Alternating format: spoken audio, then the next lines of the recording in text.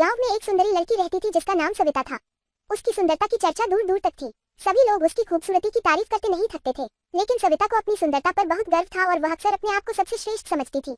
एक दिन गांव में एक बूढ़ा आदमी आया। वह बहुत ही साधारण कपड़े पहने हुए था और उसके बाल सफेद थे। उसके हाथ में एक छोटी सी गठरी थी जिसमें उसने अपने कुछ सामान रखे थे। गांव के लोग उसकी उपेक्षा करते थे क्योंकि वह देखने में गरीब और साधारण था। सविता ने उस बूढ़े आदमी को देखा और उसका मजाक उड़ाया। आप यहाँ क्या कर रहे हैं दादा? आपके जैसे लोग इस गांव में नहीं आते। बूढ़े आदमी ने मुस्कुराते हुए कहा, बेटी, मैं यहाँ सिर्फ एक दिन के लिए आया हूँ। मैं एक अद्भुत फूल लाया हूँ जो किसी भी चीज से अधिक सुंदर है। सविता ने उसकी बात का मजाक उड़ाते हुए कहा, वह फूल कहाँ है? मैं देखना चाहती हूँ। बूढ़े आदमी ने अपनी गठरी खोली और एक साधारण सा फूल निकाला। सविता हंसने लगी, ये तो बहुत साधारण है, इसमें कोई खास बात नहीं है। बूढ़े आदमी ने धीरे से कहा, इस फूल की खासियत इसकी सादगी और खुशबू में है। जो इसे समझ पाता है वह सच्ची सुंदरता को पहचान सकता है। सविता ने फूल को करीब से देखा और उसकी खुशबू महसूस की। उसे एहसास हुआ कि वह अब तक केवल बाहरी सुंदरता पर ध्यान दे रही थी, जबकि असली सुंदरता अंदर होती है।